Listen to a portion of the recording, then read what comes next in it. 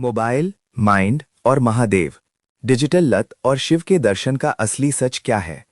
क्या एक प्राचीन देवता का परम ध्यान आज के आधुनिक स्मार्टफोन की खतरनाक लत को सचमुच तोड़ सकता है? एक तरफ चमकती स्क्रीन्स का अनंत शोर है जो हमें हर पल उलझाए रखता है, और दूसरी तरफ कैलाश का वो परम सन्नाटा है।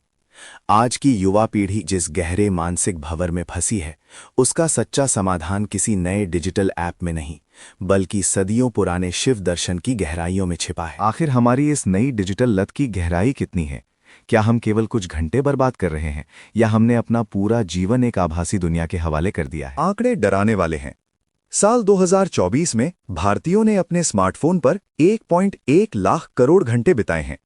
एक औसत युवा दिन भर में 2617 बार अपने फोन को छूता है। ये सिर्फ एक बुरी आदत नहीं है, बल्कि एक ऐसा मायाजाल है जिसने हमारे समय और ध्यान को पूरी तरह निगल लिया है। क्या हमारे दिमाग ने इस आभासी दुनिया के शोर को ही अपनी असलियत मान लिया है? क्या तकनीक ने हमारे नर्वस सिस्टम को हैक कर लिया है? बिल्कुल। आज 89% युवा फैंटम वाइब्रेशन सिंड्रोम का शिकार हो चुके हैं। इसका मतलब है कि फोन के न बजने पर भी उन्हें अपनी जेब में कंपन महसूस होता है।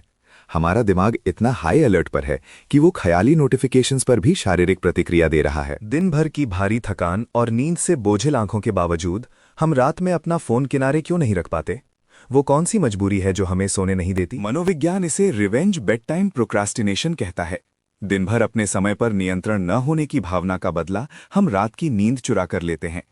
हम बस घंटों तक डूम स्क्रॉल करते जाते हैं, ये जाने बिना कि हर एक स्वाइप हमारे दिमाग को अंदर से खोखला कर रहा है। नींद की कमी और दिमाग के इस हाई अलर्ट मोड की हमें क्या कीमत चुकानी पड़ रही है? क्या ये सिर्फ थकान है या कोई गहरी बीमारी जन्म ले रही है? कीमत हमारा मानसिक स्वास्थ्य है। 56% किशोर मोबाइल के आदी हैं, जिनमें से लगभग 42% एंग्जाइटी और 38% डिप्रेशन का सामना कर रहे हैं। हालात इतने गंभीर हो चुके हैं कि भारत सरकार के आर्थिक सर्वेक्षण ने इसे आधिकारिक तौर पर एक गंभीर सार्वजनिक स्वास्थ्य संकट घोषित कर दिया है। कल्पना कीजिए, घंटों की डूम स्क्रॉलिंग के बाद जब अचानक आपके फोन की बैटरी मर जाती है, तो उस बुझी हुई स्क्रीन पर आप सबसे पहले क्या देखते हैं? उस काली बेजान स्क्रीन पर हमें अपना ही थका हुआ अक्स और अपने भीतर का गहरा खालीपन नजर आता है।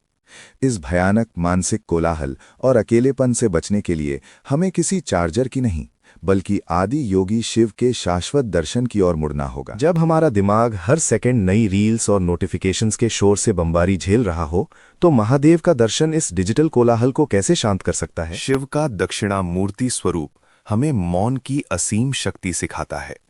दुनिया के प्रथम गुरु माने जाने वाले शिव बिना एक शब्द बोले केवल अपने मौन से शिक्षा देते हैं।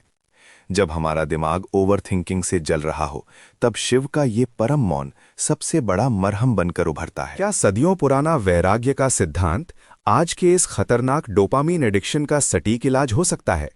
क्या हम तकनीक के बीच रहकर भी उससे मुक्त हो सकते हैं? बिल्कुल। वैराग्य का अर्थ दुनिया छोड़कर जंगलों में जाना नहीं है, बल्कि दुनिया की चीजों से अपनी मानसिक निर्भरता को खत्म करना है। शिव का जीवन हमें यही सिखाता है कि कैसे चरम शक्तियों और उपकरणों के बीच रहकर भी पूरी तरह से अनासक्त, डिटैच्ड रहा जा सकता है।